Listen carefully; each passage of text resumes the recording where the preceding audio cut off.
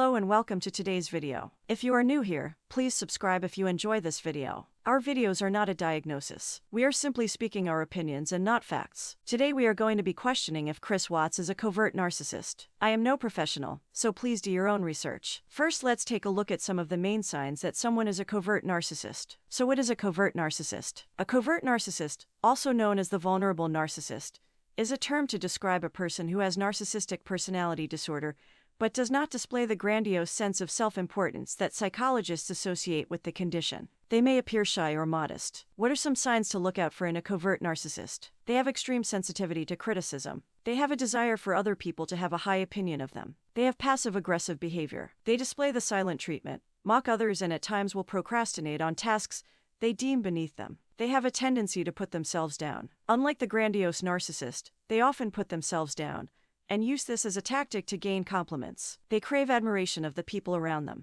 They appear shy, meek, or withdrawn. Unlike the grandiose narcissist, the covert narcissist will appear quiet and reserve themselves from being the center of attention. They prefer smaller groups of people or a private setting, but mostly they will prefer their own company and will avoid relationships or situations if they do not have clear benefits. A covert narcissist resides in a fantasy world. They fantasize of a better life, often dreaming of situations that are unrealistic. They desire success and brilliance in their fantasies. They may experience feelings of depression or anxiety. A covert narc is at a higher risk of depression and anxiety than the other types of narcissists. This stems from a deep fear of failure, which will lead them to feel frustration over unrealized perfectionistic ideals. They struggle with frustration and may feel unfulfilled, empty, or suicidal. They suffer from stress and do not handle it well. Sometimes this stress will build towards anger and aggression. They may explode and take their anger out on others and harm them or themselves. They hold a grudge for a long time. If they feel they have been treated unfairly, they may say nothing in the moment and hold on to their frustration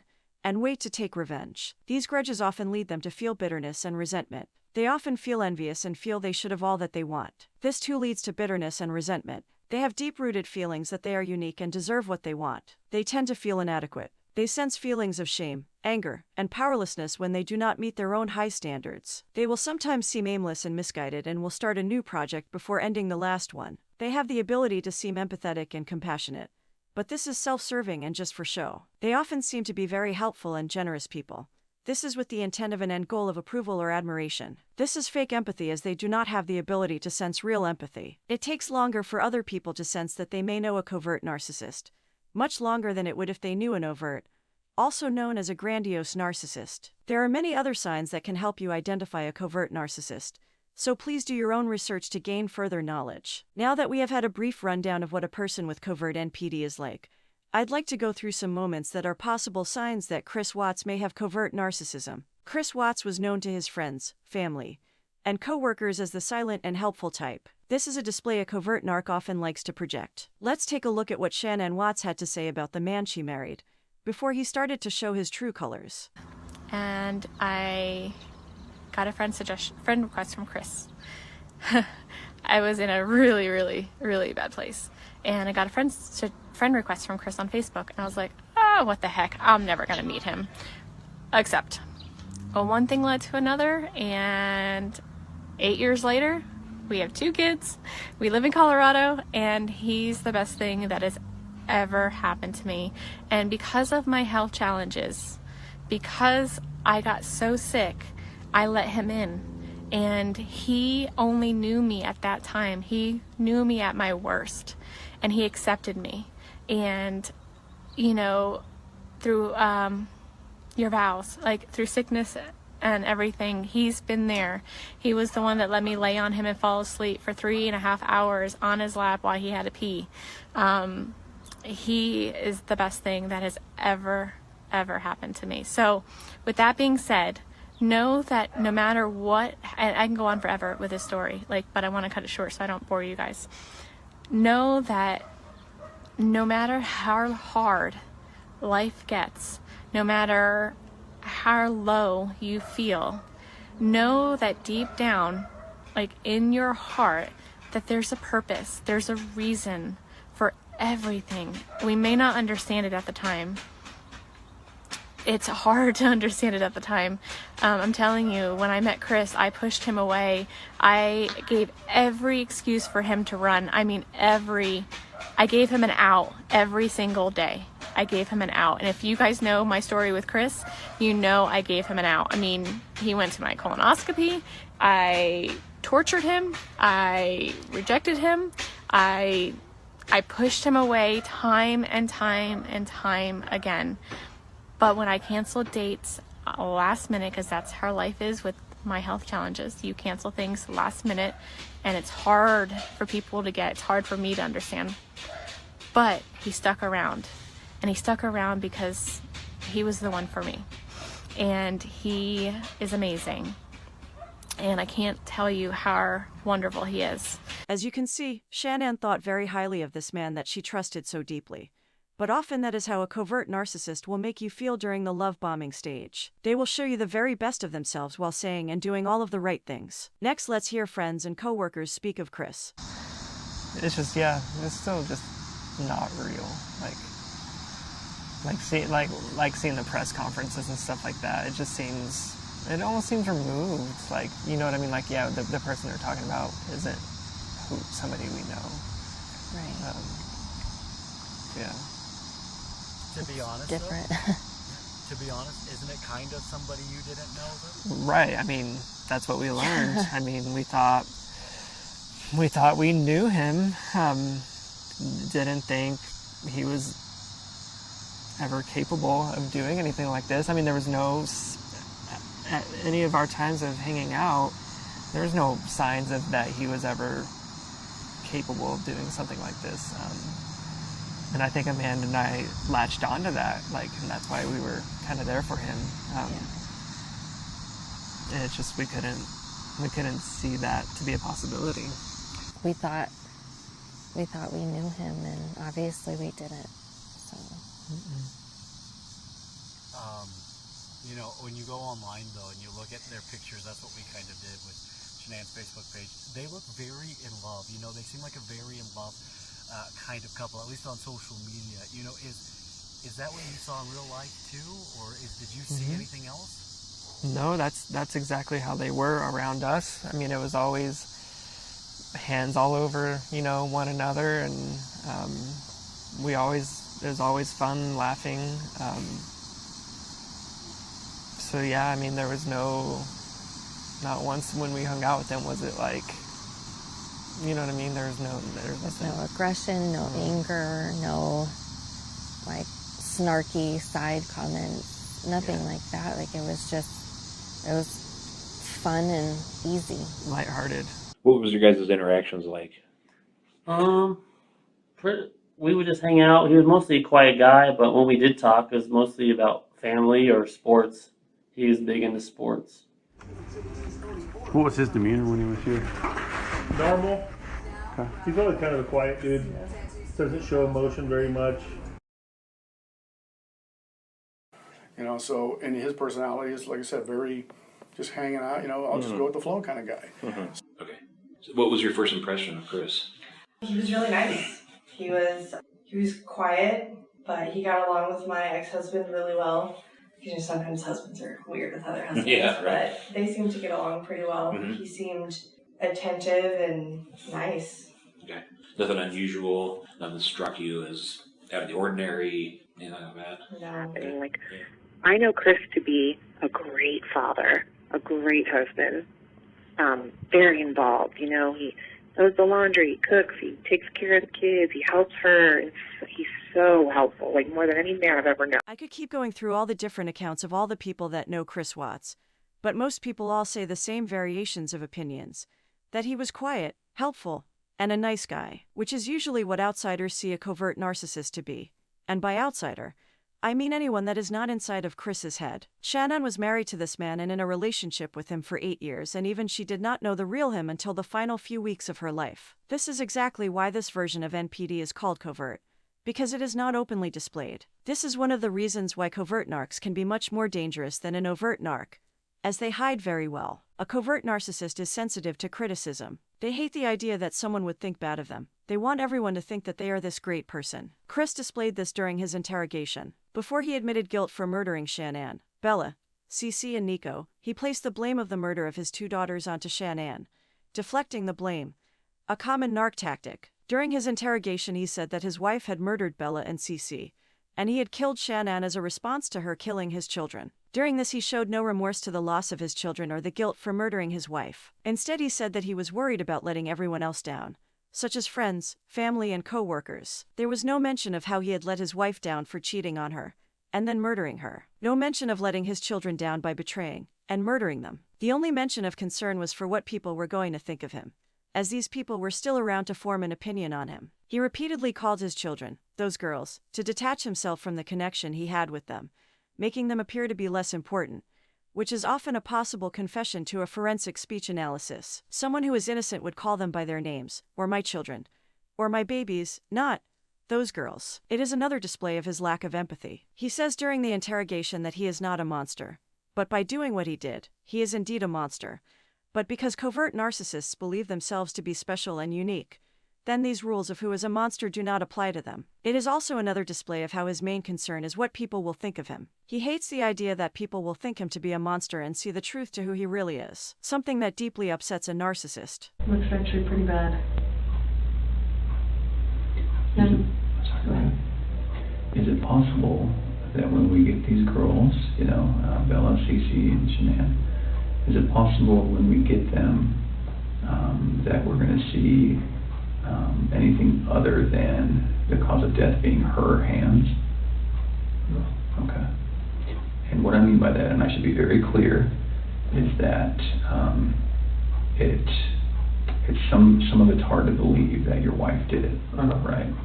You can imagine that. I know. Okay. So is it possible that maybe she did one, and then you got Shanann, so you did to Shanann what she did to one of your daughters, and then you had to just do it to the other one to make. Okay. So is that's not what happened? No. Okay. Is it possible that, is there any other way where we might see your hands on the girl's neck? No. Okay. And you know what I mean? Because when we find their little bodies, I know. we're going to see the diameter of someone's hand and someone's fingers, right? So is it at all possible we're going to see yours? Okay. No. All right. And I know it's hard, and I know you're probably getting angry at my question, but we have to ask. Okay.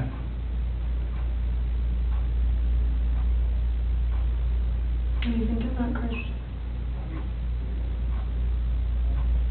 Let my family down. Let my dad down, let my mom, sister, nephew, nieces, friends, co-workers. Everybody.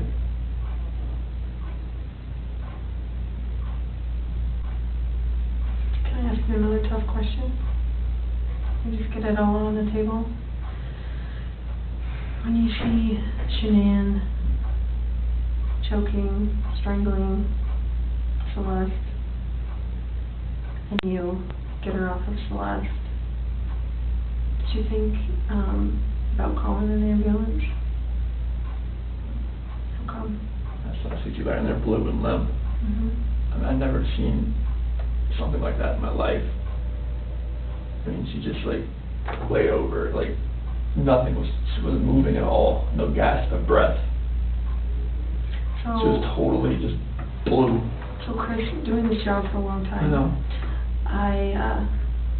I know a lot about psychology and as far as like what people are thinking, and most parents will never even want to fathom that their kid is dead. Even if their kid's stiff, blue in bed, I mean stiff like been dead all night, they still call an ambulance to see if someone can revive their child. And when the ambulance gets there and they're like, gosh, their kid's been dead all night, like there's nothing we can do. The parents are like, why are you not doing something? What are you talking about? So that's what we're used to. So that's why I want you to explain to me like what was going on in your head and the rage that I felt for what she did. It just took over.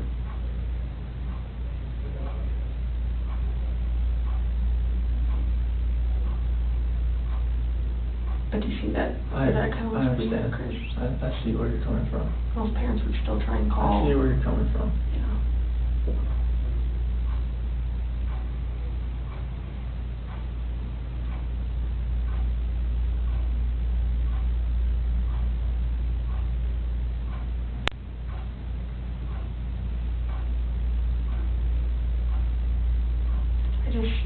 I would hate for Shanann to get a bad rap if she didn't have anything to do with it. You know, it's not fair. I know.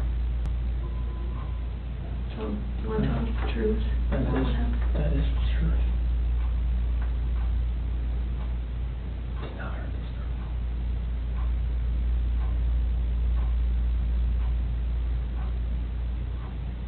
So I want to make sure. So you're good with the public knowing that Shanann killed her daughters? I did not hurt these girls. Are you okay with the public knowing that Shanann? Yes, because I did not hurt these girls.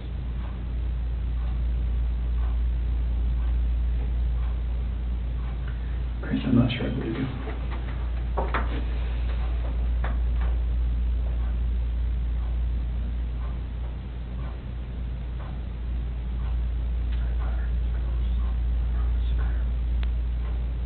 I don't think you meant to. I didn't hurt them.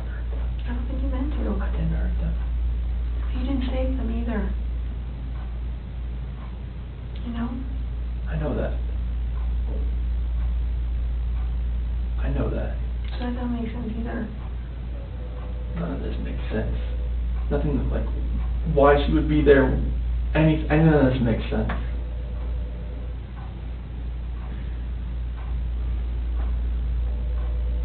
Are you sure Shanann didn't catch you in Celeste? No, my God, no. Chris, you can imagine that we're pretty cynical in our jobs, right? And tonight we've had to talk a lot about a lot of things. And don't get mad, but what it looks like is that you found a new life, and the only way to get that new life was to get rid of the old life.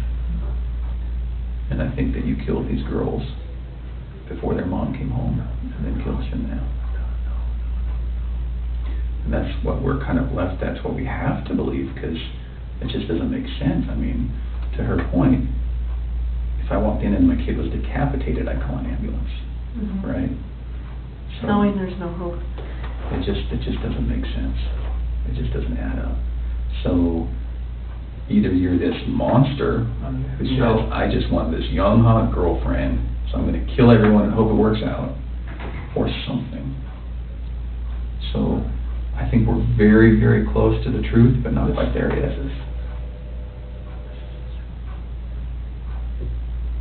So if you're not that monster... I'm not a monster. I didn't kill my babies. Okay.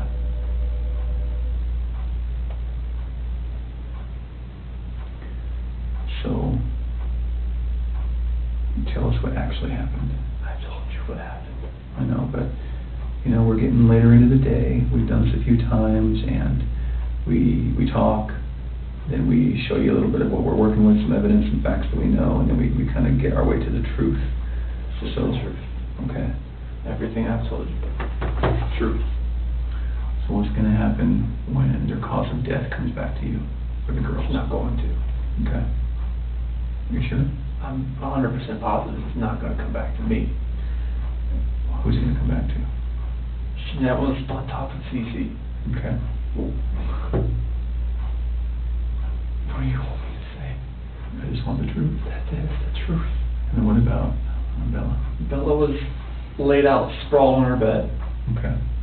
And I saw Shanann on top of Cece, so I ran in there. Okay. And what happens when a coroner looks and says, sees your fingerprints on her neck? It's not going to be my fingerprints. Okay. What is it going to be? It's going to be Shanann's. Are you sure? Well, we don't know about Bella, right?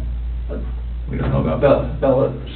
It's just, I didn't see Shanann on top of her. Okay. That's the commotion I heard upstairs. Yeah. I'm assuming. Okay. Why take their bodies out of the house and bury them? I was scared. I didn't know what else to do. Okay. Nothing was gonna. I didn't know what to do. Yeah. I honestly didn't know what to do. Scared of what? Scared of what everything was gonna look like. My two babies were gone, and I just did that to my wife. And I was the only one left in the house. What do you expect was gonna happen? Yeah. It did look bad, right? This was a nightmare. Yeah. When a covert narcissist is done with you in the relationship, they will discard you like trash. They leave their partners wondering if they were ever loved by them, and are they now hated by them. They can be extremely cold-hearted and throw you away as though you are not a person with feelings who they once declared they loved. They will often not move on from the relationship until they have found a replacement partner, so that they can continue to get their narcissistic supply of attention and admiration. Even if the covert narcissist, who usually prefers their own company and being on their own, if they are someone who is in a romantic relationship, they will usually not leave until a confirmed replacement is ready. This new person will already be attached and partaking in this new relationship because of all the lies they are being fed. If this new person is aware that they are already in some kind of a relationship, they are often lied to and told that their last relationship has been over for ages. They don't love them anymore, it wasn't working, we see other people. I sleep in a different bed. We just live together until we can afford to move. We just live together for the kids, and so on. There is many a lie that a covert narcissist will feed their new partner in order to keep them around, and have them lined up should the day come that they leave their original partner. They nearly always need a backup plan, and if it falls through, they will stay with their original partner until the next possibility comes along. Often a covert narcissist, as well as other narc types, will engage in an affair but have the intention of having the best of both worlds. They keep their wife or husband, and feel as though they deserve their new girlfriend or boyfriend or partner, as their original partner was not meeting all of their needs. So because they feel that they are so unique and special, the normal rules do not apply to them and they feel no guilt because this is their partner's fault, as they are the victim because the wife or husband was not serving them as well as they would like. They need a new and stronger source of narc needs, but expect you to stay around until they are completely done with you. When I think back to how Chris discarded Shanann, Bella, Cece, and Nico as actual trash, I can see how he went even further than the average person with covert NPD. He took the feeling to throw them away like they are rubbish in an extremely literal sense. When a covert narcissist feels as though you have done them wrong,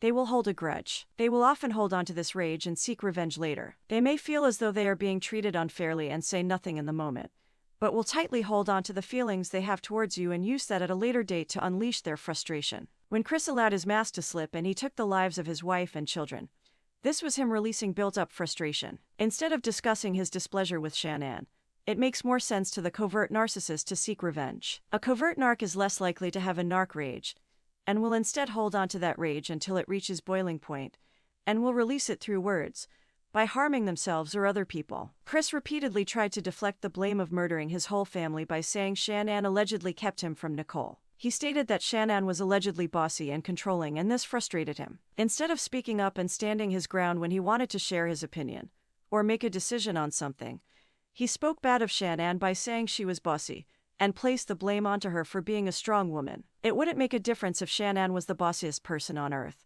He might as well have declared that the pizza was too cheesy because it carries just as much connection to the situation. There is no reason to take the life of your wife and your children over such trivial matters. If you do not like something, you speak or leave. You do not even consider the monstrous actions that Chris took. Another common emotion a covert narcissist experiences is feeling inadequate. They feel shame, anger, and powerlessness. So, it is easy to see how Chris deflected blame by calling Shanann bossy, as these are his deep-rooted issues, not hers. If he didn't deem her to be bossy, then there would have been some other action for him to fixate on and feel inadequate about. He had previously allegedly stated that Shanann was more of a go-getter than him, better at social skills, and smarter, along with other traits she had that he did not. Even if Shanann was a perfect angel, Chris would have still found things to feel inadequate about, as that is the covert narcissist way. They have deep-rooted issues that are unresolvable and will just be carried to their next partner, no matter how hard you try to fix things. It is their issue, not yours. Let's focus on Chris's passive-aggressive behavior. Chris allegedly said that when he dumped Shanann's body in a shallow grave,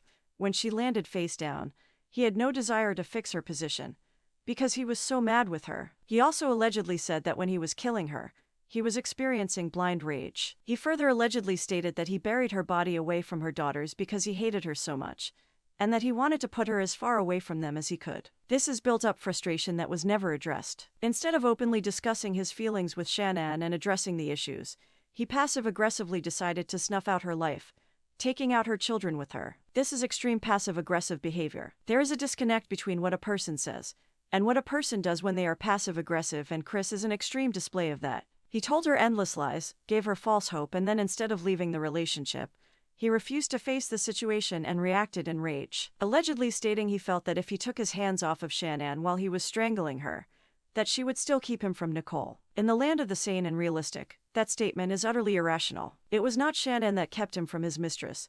In fact, nothing had kept him from his mistress as he had engaged in an affair. It was not Shanann's fault that he was not single. It was his own choice. He completely disregarded the fact that he was married and began a new relationship. Shanann had not kept him from that situation. The fact that he was still in his marriage was his own doing.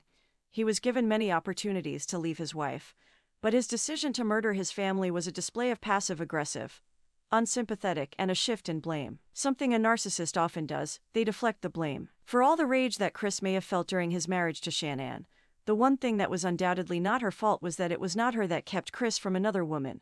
It was Chris's own life choices. Narcissists live in a fantasy world. They dream of the nicest cars, the biggest house, the hottest wife, and all the other unrealistic fantasies you could imagine. In Chris's display of fantasy, it seemed to be that he could simply replace Shanann with Nicole and get away with it, murder his whole family and not be found guilty. Even in the small amount of work that went into this case, as it was closed quickly due to Chris's admission of guilt, it was blatantly obvious what had happened to his family, where they were and who had done it. He was embarrassingly stupid in his attempt to cover up his crime, as he believes himself to be smarter, sneakier, and can outwit the police, and felt no guilt over his actions due to his lack of empathy. People with covert NPD can be irrational, and in this one crime, Chris displayed irrationality, passive-aggressive behavior, lack of empathy, and the belief that he was able to outsmart the authorities and carry on with his new girlfriend, as though he was never married and had kids. He simply just removed them, disregarded the likelihood that Nicole would question where his whole family went, and sensed suspicion. With Chris being passive-aggressive to such a large degree, then I would imagine he was passive-aggressive about the littlest of things, but hid it well, due to being a possible covert narcissist and not the overt type. Let's discuss Chris's lack of empathy, which is something that pops up a lot with him, even before the murders. During his affair with Nicole Kessinger, Chris Googled, "When to say I love you for the first time in a new relationship. What do you feel when someone tells you they love you? How does it feel when someone says I love you?" Perhaps these questions could be considered normal if the person Googling them was a young teenager, in the beginning stages of love. But Chris was 33 years old when he Googled these questions. He had been with his wife for 8 years. He had 2 children and a third on the way. For a man of this age who has engaged in relationships, family, and children, is deeply alarming. The fact that he does not know what it feels like to be in love, and even wonder about the answers to these questions at the age he was, with the experiences he has had in the past, means that he has no idea what it feels like to be in love. For him to wonder what it feels like when someone tells you that they love you, a grown married man, tells me all I need to know. Another account of him showing no empathy is during the final weeks of Shanann's life. She was pleading with her man to talk to her, work on their relationship, talk with her about the issues he was experiencing, telling him how much she loves and wants him in her life. Yet his response was to be cold, non-responsive, and completely unengaged with the situation. His affair was his only concern. Regardless if he had fallen out of love with his wife, though I believe he is not capable of being in love, but if he had lost the love, this was still a woman who had been with him for 8 years. A woman who had made him a home, gave him 2 children with a third on the way, and shared countless moments and memories with. A woman who had made love to him and cared for him and allowed him to care for her. For Shanann to be such a major part of his life, but for him to suddenly cut her off, refuse to talk about it, show no empathy, and not care about how much he was hurting and emotionally torturing her, shows how he did not have any empathy for her. Another factor is him having an affair. Sadly, affairs are extremely common, and extremely common in NPD. They are so prevalent in NPD that it is nearly always expected. But for someone to act on an affair, especially if that person has children with their partner, shows they have a great lack of empathy, as such a betrayal is done with the thought of only their desires and no concern is given to all the people they will hurt by engaging in such selfish behavior. Another extremely terrifying act was when Chris allegedly spiked Shanann with the opiate painkiller oxycodone, in the hopes that she would miscarry. He allegedly stated that he did this because he thought it would be easier to be with Nicole if Shanann was not pregnant. This makes my blood run cold. To spike your wife with a drug that will kill your child is truly callous and sounds more like a horror film than reality. He gave her so much of the drug that she vomited several times. If things had taken an even worse turn, he could have not just killed the baby, but his wife as well. To spike your wife with a drug in the attempt to kill their baby is beyond a breach of trust. If Shanann had any idea that he had done this, perhaps that would have been the end of their relationship. In hindsight, there are many moments that could have saved Shanann if she was married to an honest person. The most sickening moment in all of this is during Shanann's bodily reaction to being spiked. She stated that Chris rubbed her back for the first time in over a month, playing the doting husband, all the while he was the one who had caused her to be so ill, in his attempt to terminate their baby. Another display of his lack of empathy is, of course, how and why he murdered his entire family. For any average person, if you have fallen out of love with your partner, you leave and discuss divorce. You do not have an affair and then murder your wife, 2 young daughters and son-to-be. To so easily annihilate your family after a short affair shows the lack of understanding Chris has when it comes to basic living, which displays in his lack of empathy. To murder the woman you married, while she is pregnant with your child, and then dump her body face down in the dirt in a shallow grave, displays exactly how much empathy Chris has. His 2 young daughters, Bella and Cece, 4 and 3 years old, his own flesh and blood, his children that he had helped raise from birth, had been with them almost every day of their lives, had played, fed, and bathed them. He had watched them grow, helped them with their health issues, the 2 people that should be the most important creations on earth in his eyes. He smothered them and dumped their bodies in oil tanks. The very act of how he discarded their little bodies explains exactly how much empathy Chris has. The people that had to retrieve their bodies from the oil tanks had to fight to get them out for almost 14 hours. Pools of oil had to be reserved to preserve the bodies of the girls. Bella and Cece had been in these tanks for 3 to 4 days when they began retrieving them. Their skin degloved and suffered skin slippage as they were being removed from the tanks. The opening of the tanks was too small, so their bodies were forced in by Chris. Bella's last words to her father was, "Is the same thing gonna happen to me as Cece?" And then when Chris continued with the act of murdering his daughter, Bella said, "Daddy, no," in her small little timid voice, just before he smothered her and stuffed her in an oil tank. All a display of how deep his lack of empathy truly goes. At the beginning of this video we saw Shannon share with us that at the time she met Chris, she was in a really bad place. Let's take a deeper look at that and then discuss why this is important. And then I met Chris. My health challenges happened. I was diagnosed with some health challenges, and then I met Chris. I met Chris because of those health challenges. My friend sent me a friend suggestion for him. It was actually his cousin's wife, and I deleted it. I was like, I'm not interested. I don't want to meet a guy. Bye-bye. So I deleted her friend's suggestion for him. I was diagnosed 2 months later, and I went through one of the, I would say, darkest times of my life because things just got scarier, worse. I thought my life was crumbling underneath me, and I didn't know which way to turn. I didn't have a lot of friends at the time because a lot of my friends, the friends I did have, I lost because they didn't understand that I looked perfectly fine, and I felt horribly inside. Horribly. I felt a lot of discomforts, a lot of aches, a lot of bad moods. I met a lot of friends online, and in the part where I gave up on everything, I quit my job. It was kind of temporarily, but kind of quit my job of 9 years. I just said, I'm done. I can't do this anymore. You don't understand me. You don't understand what's going on in my life. And I quit. And I got a friend request from Chris. I was in a really, really, really bad place. And I got a friend request from Chris on Facebook. And I was like, oh, what the heck? I'm never going to meet him. Except, one thing led to another. And 8 years later, we have 2 kids. We live in Colorado. And he's the best thing that has ever happened to me. And because of my health challenges, because I got so sick, I let him in. And he only knew me at that time. He knew me at my worst. And he accepted me. And, you know, through your vows, like through sickness and everything, he's been there. He was the one that let me lay on him and fall asleep for 3.5 hours on his lap while he had to pee. He is the best thing that has ever happened to me. A covert narcissist, also including other types, find people to form a relationship with who are in a vulnerable state. Perhaps they are kind and empathetic people. Perhaps they are going through hard times such as a failed relationship, lost friendships, work struggles, and health issues, as this makes it easier for the narcissist to bury deeper into your life. They prove themselves to you by showing that they are loyal and a keeper. Even during your worst of times, they seem determined to be with you because they liked and then loved you so much at a time when you were not at your best. Shannon had suffered a failed marriage, lost friends, left a job that wasn't good for her, and was suffering major health issues.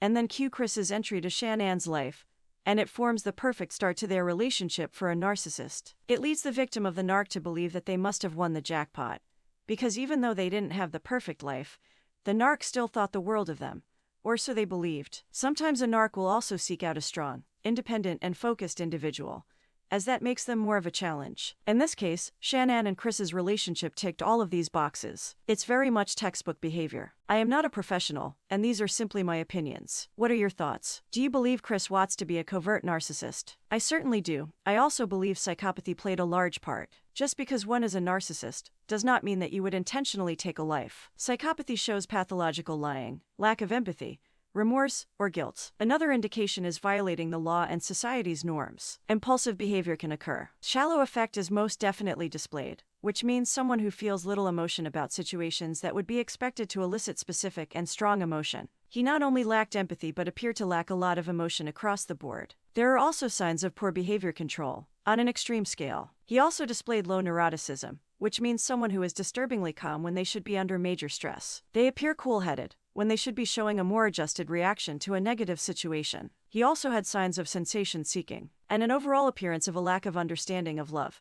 compassion, or basic human behavior. Just because someone may have NPD does not mean they are a psychopath, and many of the traits of NPD and psychopathy often entwine. They may show some signs of psychopathy, but not be a malignant narcissist and fall more under the term of a covert narcissist. My thoughts and love go out to Shanann's family, all of her friends, and all of the endless amount of people that were affected by this heartbreaking and senseless event. If you wish to send some help to Shanann's family by sending donations, then Frankie, who is Shanann's brother, has ways that you can help. I have attached both links in the description below. If you believe that you are in a relationship with a narcissist, then please seek help with the correct sources. Take note of those red flags and protect yourself as best that you can. Thanks for watching our channel. Please hit that like button and subscribe if you want to see more. Until next time, stay safe.